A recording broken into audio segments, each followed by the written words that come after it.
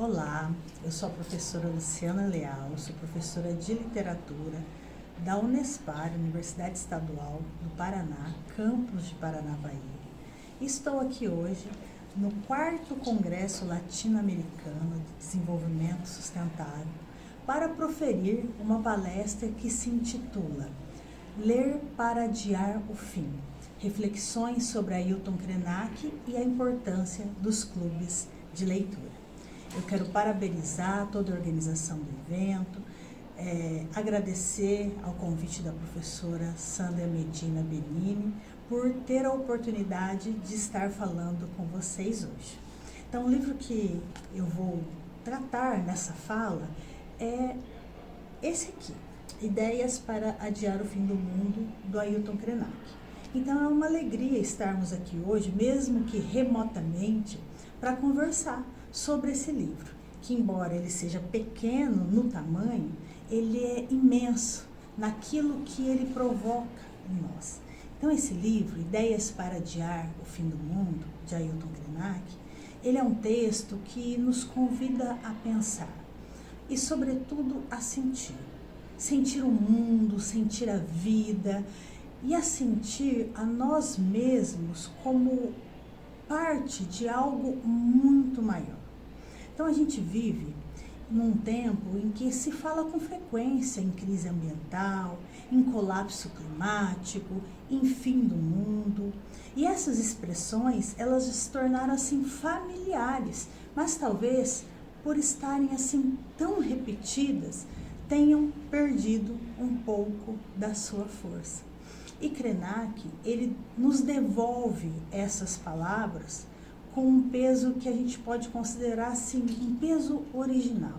Ele nos faz lembrar que o fim do mundo não é uma metáfora distante, uma catástrofe a ser transmitida por um telejornal. O fim do mundo já está em curso, não como um evento único e espetacular, mas como um processo contínuo de destruição da Terra e de desumanização das pessoas. Mas, diferentemente de um discurso de medo ou desespero, o Krenak, ele propõe outra coisa. Ele fala em adiar o fim do mundo. Não se trata de que estamos em crise, mas ele nos convoca a resistir, a criar assim brechas de esperança, a recuperar esses sentidos que a modernidade, o progresso nos fizeram esquecer. Então é por isso que livros como este merecem ser lidos e discutidos, especialmente em espaços coletivos, como clubes de leitura. Nós temos aqui, na Unespar de Paranavaí, um clube de leitura que se chama Clube de Leitura Virtual João Anzanello Carrascosa. E todos vocês estão convidados a participar. Porque esse livro, Ideias para Adiar o Fim do Mundo, não é um livro para se ler sozinho. Ele é um convite à conversa, ao compartilhamento de visões, de experiências, a redescobrir aquilo que nos relaciona com a Terra, aquilo que nos relaciona uns com os outros. Ailton Krenak, como muitos já devem saber, nasceu no Vale Rio Doce, que é uma região marcada por mineração, e se tornou um dos grandes pensadores, ativistas indígenas do Brasil. Mas o mais importante é que ele fala de um lugar de sabedoria e resistência, que desafia as fronteiras desse pensamento ocidental. Então, quando a gente lê esse livro, quando a gente lê Krenak, a gente tem a sensação de estar ouvindo alguém que não apenas fala sobre o mundo, mas ele vive esse mundo na sua plenitude. Alguém que sente a Terra como um corpo vivo e sagrado. Logo no início desse ensaio, Ideias para Adiar o Fim do Mundo, Krenak lança uma pergunta fundamental, que está na página 10 e 11, e que eu vou ler para vocês. Como é que, ao longo dos últimos 2.000 ou 3.000 anos, nós construímos a ideia de que humanidade, será que ela não está na base de muitas das escolhas erradas que fizemos? Bom, essa pergunta é um ponto de partida de toda essa reflexão, né? Porque, para ele, o problema não é apenas ambiental, ele é civilizatório. O que está em crise não é a Terra, mas é um modo de vida que nós chamamos humanidade. Uma humanidade que se colocou acima da natureza, que acredita ser dona do planeta e que por isso mesmo se afastou da própria essência de viver. Então, Krenak nos mostra que essa ideia de humanidade é uma inversão muito recente, construída historicamente pelos colonizadores europeus. Uma ideia que separou o homem da natureza, o corpo da alma, a razão da emoção. E nesse processo de hierarquias civilizados, né, e bárbaros, humanos e subhumanos, brancos e não brancos.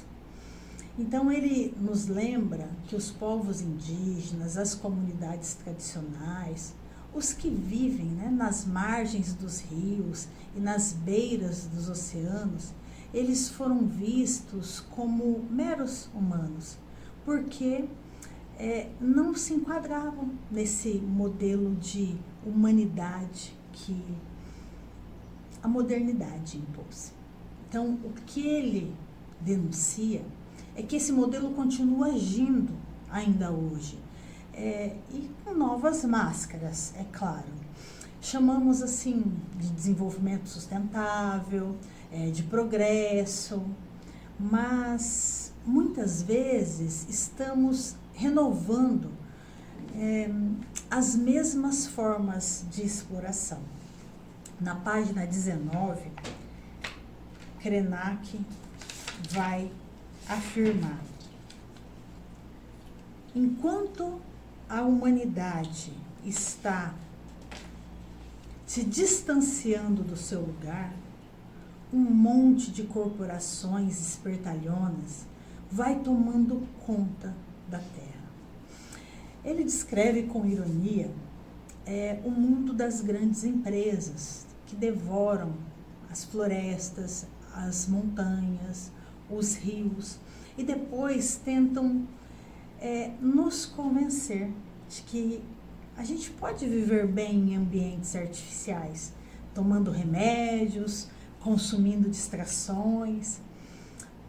O riso, né, que a ironia provoca nesse caso é um riso muito amargo, não é? Porque a gente sabe que é verdade. A gente vive um tempo em que a ideia de progresso se confunde com destruição.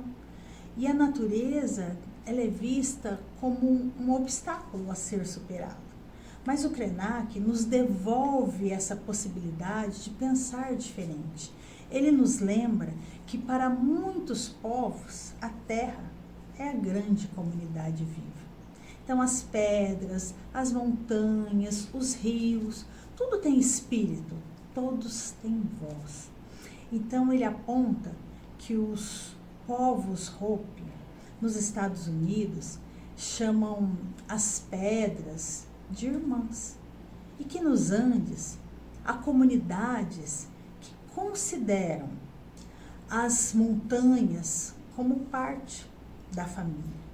Então esses exemplos, eles não são curiosidades folclóricas, eles são formas de ver o mundo e reconhecer essa interdependência de todos os seres. E é exatamente isso que a gente perde ao longo do caminho. Krenak diz, entre as páginas 16 e 17, eu não percebo onde tem alguma coisa que não seja natureza. Tudo é natureza. O cosmo é natureza. Tudo que eu consigo pensar é natureza. Essa frase simples, ela contém assim uma revolução, não é? Ela destrói a ideia de que a natureza está fora, como se fosse algo separado de nós. E a natureza não está separada de nós. Tudo é natureza. Nós, os animais, as cidades, os pensamentos, os sonhos. Quando destruímos o rio, destruímos a nós mesmos. Quando sufocamos a floresta, sufocamos a nós mesmos, sufocamos a nossa própria respiração. Então, o livro é uma convocação a essa relação, a essa reconexão. Essa reconexão passa também pela linguagem, porque o Krenak mostra a perda da relação com a Terra, anda junto com a perda das nossas formas de falar e imaginar o mundo. Ele lembra, na página 23, que todos nós sabemos que a cada ano ou a cada semestre, uma dessas línguas maternas, um desses idiomas originais de pequenos grupos que estão na periferia da humanidade, é deletado. E essa escolha da palavra deletar não é casual, é uma ironia que traduz essa violência silenciosa da modernidade digital. Então, línguas inteiras são apagadas como se fossem, assim, arquivos velhos, obsoletos, e desaparecem modos de sentir e de compreender a existência. Por isso, o Krenak insiste nessa importância dessas narrativas, dessas vozes que resistem. Ele diz, na página 27,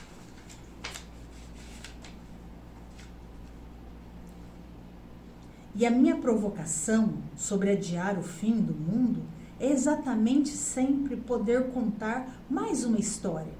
Se pudermos fazer isso, estaremos adiando o fim. Olha que bacana isso. Então, contar histórias, então, é um ato político, é um ato espiritual, porque é uma maneira de impedir que o mundo acabe dentro de nós. Porque o fim do mundo não é apenas uma destruição ambiental, é também um apagamento dessa memória, é a perda do sentido de pertencimento. Quando deixamos de contar histórias, passamos a viver histórias dos outros. As histórias que as corporações, os governos, as ideologias querem nos impor. Então, adiar o fim do mundo é recuperar a capacidade de narrar a nossa própria história, de escutar as vozes silenciadas, de celebrar o tempo. É o espaço em que podemos nos ver. E aqui talvez esteja uma das maiores forças do pensamento de Ailton Krenak. Ele fala de crise, mas fala também de alegria. Ele não é uma questão específica da catástrofe, mas ele é um guardião da esperança. Quando ele afirma que estamos sendo convocados a integrar essa humanidade zumbi que traz aqui nesse livro, ele está ironizando que essa vida mecânica e sem sentido dessa sociedade de consumo nos oferece. Uma vida que não tolera o prazer, que transforma a alegria em produto. Contra isso, Krenak nos propõe uma resistência simples, que é uma metáfora muito bonita. Ele fala em suspender o céu, lá na página 32. Ele diz assim, suspender o céu é ampliar o nosso horizonte, é enriquecer as nossas subjetividades. Então, essa imagem é muito bonita, porque suspender o céu é abrir espaço para aquilo que não é esperado, para aquilo que é inesperado, para a imaginação, para o sonho. É recusar esse encolhimento das possibilidades humanas. Então, se a modernidade nos ensinou a olhar sempre para baixo, para a produtividade, para o lucro, para a eficiência, Krenak nos ensina a olhar para cima, para o cosmo, para o mistério da vida e, ao mesmo tempo, para dentro, para o nosso próprio espírito. E essa espiritualidade que ele propõe não é uma espiritualidade religiosa, no sentido assim, dogmático, mas é uma espiritualidade existencial.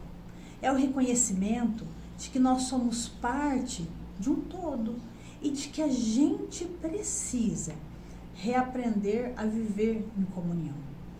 Ele nos diz, na página 33, definitivamente, não somos iguais. E é maravilhoso saber que cada um de nós que está aqui é diferente do outro, como constelações.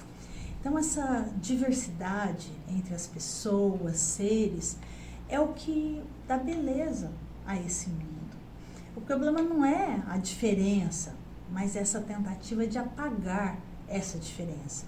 Então, o capitalismo, Krenak aqui nos lembra nesse livro, tenta nos transformar, e consegue nos transformar em consumidores uniformes, com a mesma roupa, com o mesmo figurino, com o mesmo cardápio e, se possível, com a mesma língua. Mas o que pode adiar esse fim do mundo é exatamente o contrário disso. É essa multiplicidade de vozes. É o direito de cada ser brilhar com a sua luz, que é peculiar, que é particular. Então, Krenak, nesse livro, também nos provoca a repensar o lugar da educação na cultura. Então, ele mostra que a escola, a universidade, muitas vezes reproduzem esse modelo de pensamento que separa o homem da natureza. E ele provoca, né, para que a gente imagine uma educação que ensine o encantamento, o respeito, a escuta. Em vez de formar consumidores de informação, deveríamos formar comunidades ou comunicadores do mundo. E aí, né, que os clubes de leitura ganham uma importância especial. Porque num clube de leitura, o livro não é só um objeto de análise, ele é um momento de encontro. Então, discutir Krenak em um grupo é um exercício de humanidade. É aprender a ouvir o outro, a acolher percepções diversas, a construir juntos um entendimento que não se fecha, né? Então, ler esse livro Ideias que Adiaram o Fim do Mundo num clube de leitura é uma experiência muito importante, porque essa relação e reconexão com a linguagem, com o pensamento, e eu diria também com o afeto, né? É um modo de lembrar que ler é também um gesto de cuidado. Então, cuidado com as palavras, com a história, com a terra.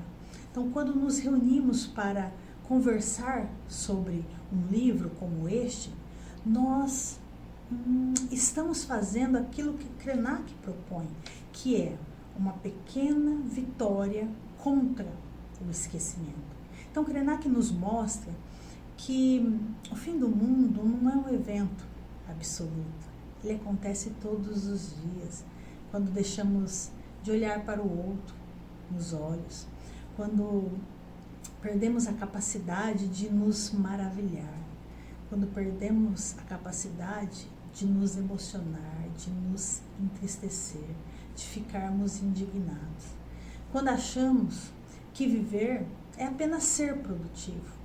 Mas ele também nos mostra que o início de um novo mundo acontece todos os dias. Quando escutamos, quando lemos, quando respeitamos, quando nos emocionamos. E uma das passagens mais tocantes desse livro, que eu vou ler para vocês, que está na página 26 e 27, Ele diz assim: o tipo de humanidade zumbi que estamos sendo convocados a integrar não tolera tanto prazer, tanta fruição de vida. Então pregam o fim do mundo como uma possibilidade de fazer a gente desistir dos nossos próprios sonhos. E minha provocação sobre adiar o fim do mundo é exatamente sempre poder contar mais uma história. Se pudermos fazer isso, estaremos adiando o fim. Essa frase é uma provocação, né? Porque o Krenak nos diz que, no fim das contas, né, o fim do mundo não é inevitável. Que coisa, né? O fim do mundo é um projeto político, um projeto econômico, um projeto simbólico que nos quer cansados, anestesiados, conformados. Então, adiar o fim do mundo é resistir a esse projeto, é sonhar quando dizem que o sonho não é mais possível, é acreditar na alegria como força de uma transformação, por exemplo. E talvez esse seja o maior ensinamento do Ailton Krenak. Adiar o fim do mundo é um ato coletivo. Nenhum de nós adiará o fim do mundo sozinhos. Precisamos um dos outros, precisamos das nossas comunidades, das nossas conversas, das nossas leituras. Por isso que os clubes de leitura são tão importantes. Por isso que espaços em que a gente pode exercitar a escuta, a empatia, a imaginação, esses espaços são muito importantes. Porque quando a gente lê, a gente reinventa esse sentido da humanidade. Então, a leitura de Ideias para Adiar o Fim do Mundo é um lembrete de que ainda há tempo de mudar, de cuidar, de reencantar a vida. Krenak, ele não nos oferece soluções fáceis. Ele nos oferece perguntas que nos fazem refletir. Principalmente, ele nos oferece uma ética de sentir. Ele nos convida a recuperar o prazer de viver, a dançar, a cantar, a rir, a celebrar o simples fato de estarmos vivos. E num mundo que insiste, né, em medir o valor das coisas pela utilidade, essa é uma verdadeira revolução. Então, encerrando aqui a nossa conversa, eu gostaria de retomar a uma imagem do Krenak aqui na página 28. Ele diz assim: quando você sentir que o céu está ficando muito baixo, é só empurrá-lo e respirar.